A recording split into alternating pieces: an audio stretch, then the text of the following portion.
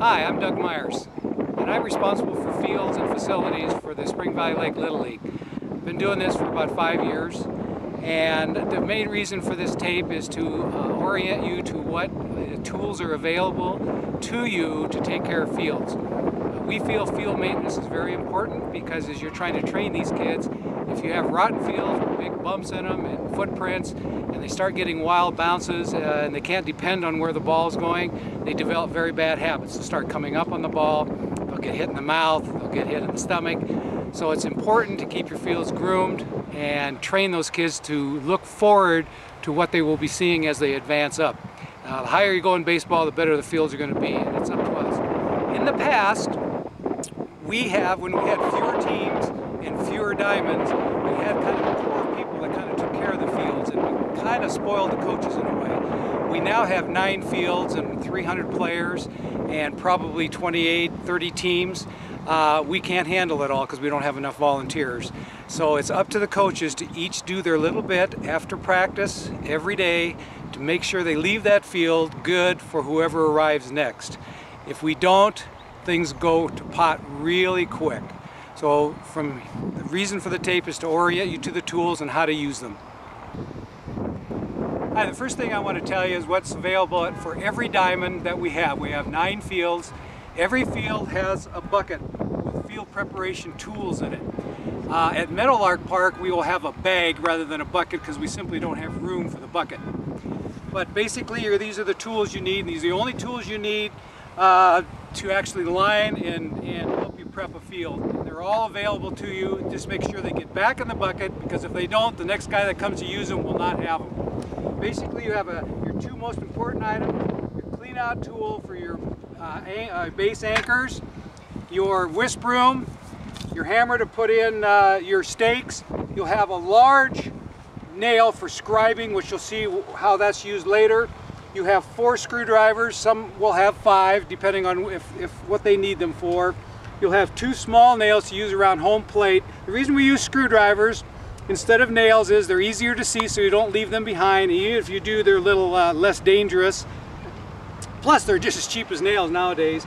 And you have 2 lines, reels of line for your foul lines, in order to line them straight. If you don't want to use them, you want crooked lines, that's up to you. If you don't want to do any of this stuff, and if you want unsafe bases or crappy fields, you don't do any of it. So that's it. Some of the other tools that are available to you, but not one for every field, so we have to share them. The reason we have the buckets is while you're preparing a field for games, each coach can take their buckets, because sometimes we have 3 games going on at a park at the same time. So each can take its bucket, prepare the field like we'll show you in a while, and work on it independently. Then you have to share rakes and liners and stuff like that, chalkers. So every field will have 1 or 2 rakes. This is, again, one of the most important items that you'll see. You'll have a wagon, except for at Mojave Vista, because we do not have room to have a wagon. You can carry bases in it or whatever you need to do. We have our safety bases, 3 of them for each field. We have tampers for the bigger fields and the bigger guys. We have a big tamper which has got a sock on it that keeps the clay from sticking. We also have smaller tampers for the smaller kids. It's always good to put a plastic bag on your tamper, or else the damp clay will stick to this, and it'll be a constant pain. So make sure that you have a plastic bag on your tamper. Like I say, this one has a sleeve built in. We also have hoses at every field. At Mojave Vista and here at the college, we have a hose reel, and they are available. There's outlets available behind the mounds here at the college, and we'll show you how to use those later. But there's hoses available at every field. At Meadowlark, they're in the boxes, the dugout boxes, along with the bases and your field prep kit. And just make sure all that stuff gets back into the lock boxes, and the combination locks stay on there. Each field will have a chalker. This year we've graduated. Each field has a 4-wheel chalker to use, and they're very good, very expensive, so take care of them. One of the things I want to remind you of right away, and I'll say this again later, whenever you're transporting this from like the equipment shed out to the field, and you're not actually laying chalk, make sure you elevate the front wheels. There's a spindle in there that turns, that feeds the chalk into the little dump station. And if you roll this without dumping chalk, it'll cake the chalk against that little outlet, and then you have trouble getting your line started. Sometimes you even have to take a screwdriver and loosen it up. So when you're transporting this, make sure the front wheels are elevated. Okay, each field will have a selection of drags. With the exception of Mojave Vista, both Meadowlark and the college here have 6x6 drags. They require a power device to haul them. They're too hard to hand drag. I happen to have a quad, which I drag the 6x6 with. At the college here, we happen to have a tractor, that Rosser engine, a couple of years ago donated to us. It's old, it's antique, but it works. And it's very important that no kids ever get around this or on it. It's for coaches and assistant coaches only. We'll show you the real basics of operating in a while. If you need further instruction on it, let me know and we'll get together. There's also hand drag, a variety of hand drags. Here at the college we have two 6-foot wide by 3-foot long drags, which the kids can drag, almost all the kids that play here at Mojave. Each field has at least one of those, and at Mojave Vista we only have the one because that's all we have room to store.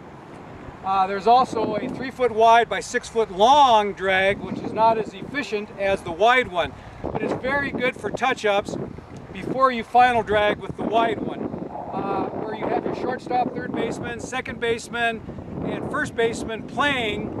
It's good to use this long, thin drag just in circles to smooth it out before you do your final drag. You can see on this field has been prepped now for its game ready except for watering and lining. It looks very nice. You can see the centrifugal circles, the concentric circles out from the mound. We have found to be the best way to final drag a field. You do your touch-ups, and we'll show you how to fill in the sliding pits and everything in a while. But as far as the final drag is, this pattern here is a very good illustration. And we'll talk about not getting not chalk. We'll talk about not getting the clay on the grass in a while. That's pretty much a summary of what equipment's available to each of the parks to use for prepping fields. The importance of keeping and maintaining fields is that they stay in good shape. Once we let them deteriorate to a point where you cannot hand drag adequately to smooth them out, then we have to go to a power dragger, and we have to go to something called a nail drag in order to get the bumps and footprints and everything out. If we keep on them, you don't have to do this. But you can see this nail drag here. It puts a lot of strain on your pulling vehicle. It actually gets down through the crust and smooths out all the high spots. And so when you take the drag over it, it actually fills in the low spots from the high spots. It does a very, very good job at leveling your field. We don't like to use these because it's very, very labor intensive. Just a few techniques on using a hand drag. You'll see kids out here, and the kids can pull these and put them to work to take care of their field. If they get involved with taking care of that field, they will treat the field a lot better. They won't be spinning around out here on one foot, causing a 6-inch divot out there, or sit here with their rubber cleats and make big holes in the field and stuff like that when they know they have to repair it. So get them involved, and let me, as I think about it, let me also tell you coaches, ask your parents to get involved. A lot of them sit on the sidelines because they think you got a routine going and they don't want to interrupt that routine. Ask them to help you out, get them involved. You should have at least 2 parents with you at all times to show up early to prep a field while you're doing your pre-game activities and stuff with your players. When pulling a hand drag, watch your kids, because you can screw up a field just as well as you can benefit it. Make sure they stay low and drag slow and steady. What you'll see a lot of them doing is turning around. Let me back up. It's usually better to back and pull. What you'll see them out here doing is getting it behind them, and as they walk, you'll see the drag flap, and that'll give you waves in your field, just like this. And you can see how eventually that's going to make high spots and low spots, and you'll play heck getting those out. As you get towards the grass, as we were saying earlier, it's very, very important that you don't drag this clay off on the grass. You can see here how a lip is developed. This lip here is a couple inches high. When balls hit it, they bounce up. If they're coming from throws from the outfield, they'll bounce up. We try to keep the grass level even with the clay. So when you're dragging, you should never drag onto the grass. It should be dragged just along the side of the grass. And then when you get done dragging, it's very important that you just don't, the temptation is to just turn it and drag it off. Very, very important.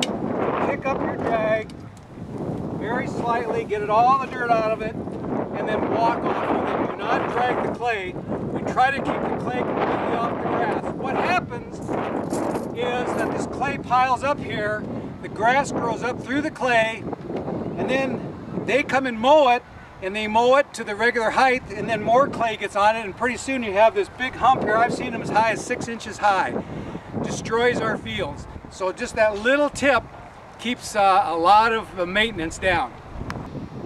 Okay, the first thing you'll see when you get to a ballpark, a lot of times the field will not be in real good shape. The problem areas are the pitching mound, the batter's box, the sliding pits at each base, and the acceleration pits away from the base.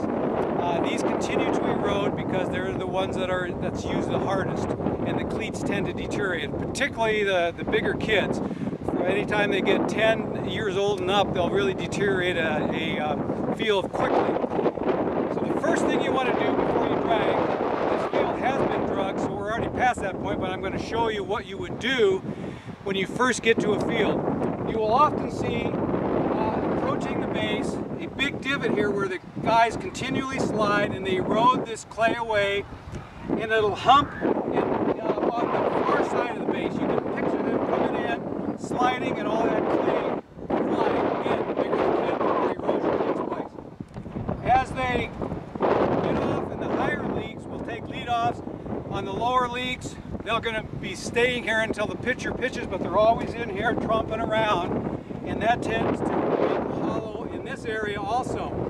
If nothing's done with these, they get very deep. I've seen these as deep as 4 or 5 inches. Then it rains, the water collects, compacts the clay, and you have a real big mess on your hand. If each day a coach would just take a rake, all you got to do is take this dirt, excess dirt behind the base, make sure it's raked around the base on either side, and this way also fill in these gaps. Take all that extra, run your rake over and make sure it's level. You don't have to compact it or anything because we're going to drag over this. It doesn't have to be real pretty because when you drag, it's going to smooth all this out. But if you don't do this, you're going to have a dip there even after you drag. Okay, one of the worst places that you're going to get erosion is, well, 2 places, the pitcher's mound and the batter's box, particularly the right-hand batter's box. You can see this is pretty nice right now because it's been groomed and it's game ready. What you'll normally find is a big divot right in front of the mound, and also on the landing pad out here you'll find a divot. Again, what I have found is if you just rake dry material into that, that's better than nothing, but it'll be very, very soft. If you take a water jug, we have one available, I didn't show it you earlier, but there's actually a watering can, a garden watering can in each of the equipment sheds, so you don't have to pull a hose out here. You just fill those holes basically with water and then rake the dry material into it from where they've kicked it out and make sure it's all good and level. That water will mix with the clay, and you can even take it into your rake and mix it up a little bit and then smooth it out. That gives you a moisture content, which is very important for compaction, and it gives you a nice firm surface instead of a soft sandy surface. This clay becomes very hard when it's wet and then dries. So that's what gives us resistance to wear. So it's the same at the batter's box and at the pitcher's mound. Put water in those holes, rake the dry material in, mix it up a little bit to where it gets not muddy, but definitely not dry. It's like compacting ground for the foundation of a house. There's certain compaction requirements, and you'll get to know how much water it takes to get a nice semi